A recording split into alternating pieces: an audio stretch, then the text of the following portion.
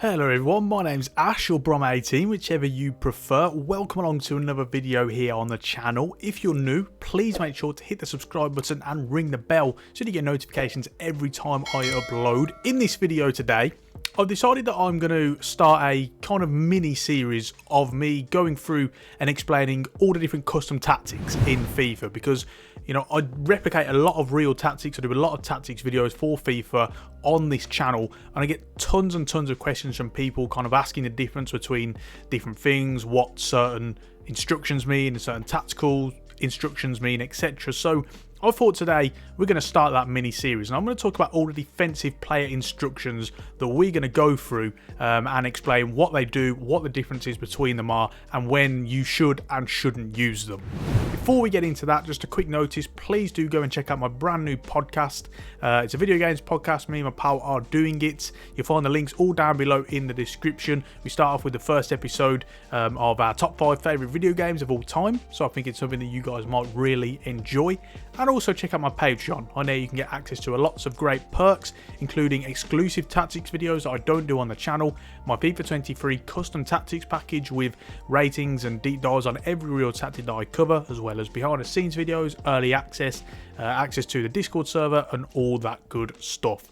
So with that being said, let's get into it. So I'm just using AC Milan as a random example.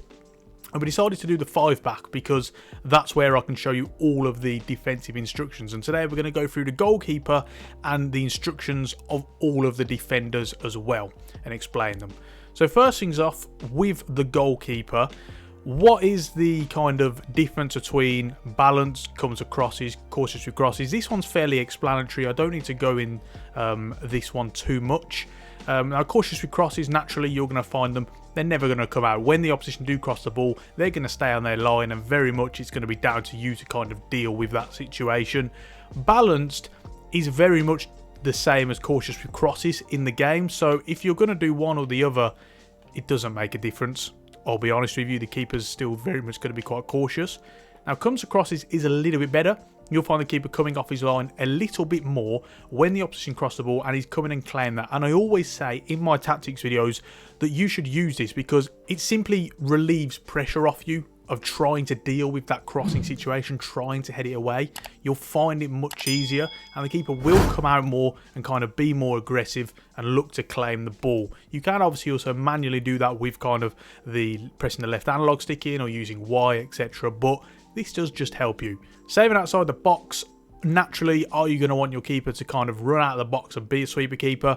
No, it doesn't work very well on this game, I'll be honest. So I always kind of put it on sweeper keeper anyway in my tactics videos on the whole.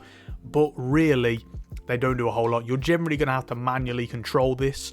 So unfortunately, it doesn't work. But the principle of it is supposed to be that the keeper will have a higher starting position, will look to kind of come out of his box and get on the end of any balls that go over the top, etc. So that's a kind of main principle of it. So with the centre-backs then, and the reason why I have decided to go for a 5-back rather than a 4-back is because you'll notice that with a 3-back you have added attacking instructions. So first things first, let's talk about that. So with attacking support, you can have them stay while attacking. They're going to play like a general centre-back. They're going to stay with their line in that block, and that will be it. No questions asked. Join the attack doesn't actually work very well, but the principle of it is that they are supposed to then kind of get forward, make attacking runs, a bit like when you press kind of LB and A or L1 and X to kind of do a give and go. They'll kind of make those runs. Again, it doesn't work very, very well, but it is different to the overlap function, of which you can actually use it on your centre back, your central centre back, but I don't know why you would. It doesn't really make a lot of sense. Generally, this is used obviously for the wide centre backs, and what that's going to do is it does actually work this year on FIFA 23 to an extent. When one of your wide players gets the ball, if they then start angling inside with their run, with their control, etc., the centre-back is then going to be instigated to make an overlapping run, and they will get forward and kind of join the attack. And that's what you're looking for them to do. As I say, it's going to be instigated by certain moves that you make with the man on the ball to come inside, to then make space. You've got to have that space on the outside for them to then overlap and run into. So it does work much better than join the attack. that doesn't seem to work much better as much. Instead of them making the runs, they kind of just step forward a little bit more. But then what you'll find is that they're out of line and they're out of shape, and as a result the opposition are going to be able to kind of play it in much easier. We also have the play as striker attacking instruction, which basically, as it said, very self-explanatory again, is in the last few minutes, if you are losing, they're going to then go up front, join the striker, and it's just another kind of body up front if you're trying to cross it in, if you're trying to go long, etc. Make sure you don't have all your centre-backs on this, because then you're going to have no back line left, but that will work just fine. Next up, with defensive position, and I'm going to try and merge this in with interceptions very shortly. Now, you can have them on stick to position. Again, they stay within their line, in their position, acting as a standard centre-back. Or you can have them on step up. And what this does is this just creates a man marking system. So let's say, for example, if anyone who used to watch Bielsa's Leeds, they're a very good example of it. You would often find their centre-backs running all around the pitch because they are instructed to stick with a man and just follow him all around, because they're instigating that man press that we occasionally speak about. And this is what they're going to do. Now, it does work quite well. The issue with it is, and you should bear this in mind as well, if you're going to use it, let's say you have two centre-backs, but there's only one striker for the opposition, and you have them both on step up. Well, what's going to happen is the one is naturally going to follow the striker, because the other one can't distinguish between that. He's then going to start marking the attacking midfielder, for example, or a central midfielder for the opposition. So he's going to be needlessly dragged out very, very deep and be out of position. So you've got to try and complement all of the other defenders with this instruction. Don't just set everyone to step up, but it's going to create that kind of man marking system and help them to mark a little bit better when opposition players drop off and get into those little pockets of space. Now, I often get asked the question, how does that differentiate step up between aggressive interceptions? What's the difference? In fact, on my recent live stream, I got this question as well. And the difference is, step up is very much man marking. You are following that man whether he's in or out of possession. Now, aggressive interceptions isn't man marking. It is instead, let's say the opposition player pass. Aggressive interceptions means your centre-back is more likely to step out and look to intercept that ball and leave that space behind him. And that's why it's called aggressive interceptions, because he's more willing to take those risks, those aggressive risks. And he wants to step out and intercept that ball. So that's what it is. They're not man marking. Instead, they're looking to win possession and intercept the ball. The difference between aggressive interceptions and conservative, very much they are going to back off. And as a result, as it says there, they'll only try and win the ball if it's cleanly. Even then, they're very kind of timid to do that on FIFA. So you're very much going to have two opposing kind of styles there. Aggressive is really where they're going to step into it. Also worth bearing in mind, when you do use aggressive interceptions, it will drain on their stamina a little bit more. So use it very sparingly, only when the roles kind of dictate to it. Don't have it when you've got a system with also constant pressure and forward runs, because your players are going to be dead. So just something worth bearing in mind. Now, we also have the fullbacks or the wingbacks. They also have the defensive position. Works very much the same as the centre backs. The same with interceptions as well.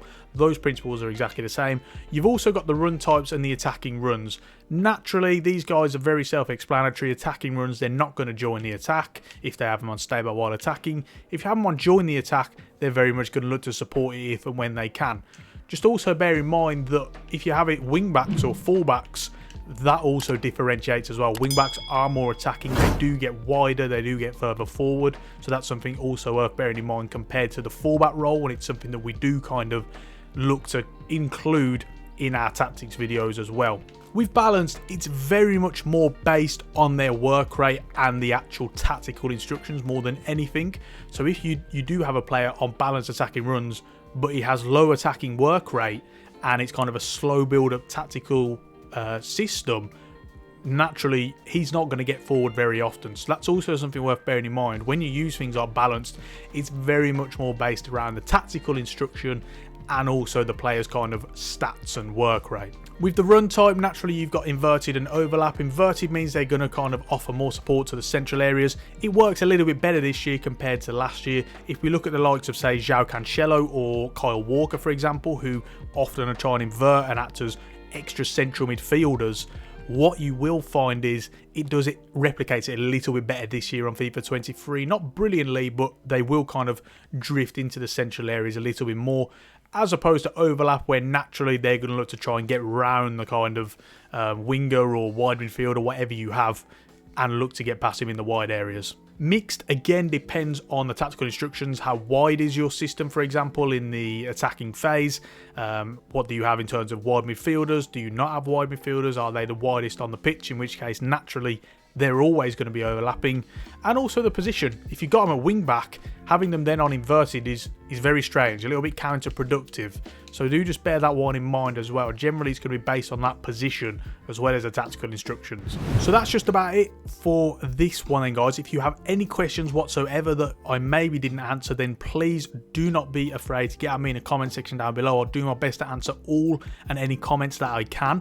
Remember, this is the start of a mini series, so I'm going to be covering all the midfielder instructions, I'm going to be covering all the strikers and attacker instructions, and I'm also going to be doing a video on the tactical instructions as well. So please do have a look out for them and come and check them as well. There should be a playlist somewhere once the next videos do come out, so have a look at that. If you haven't done so already, you found this video helpful, drop a like, subscribe to the channel and ring the bell so that you get notifications every time I upload a video. I really appreciate that. Lots of fantastic content coming your way.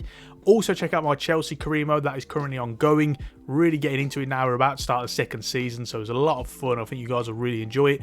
And check out my Patreon and podcast. The links are down below. Great perks and rewards on my Patreon, and a really fun kind of video games podcast for you as well. With that being said, we're going to round it off there. Thank you so much for watching, and until next time, I will see you soon.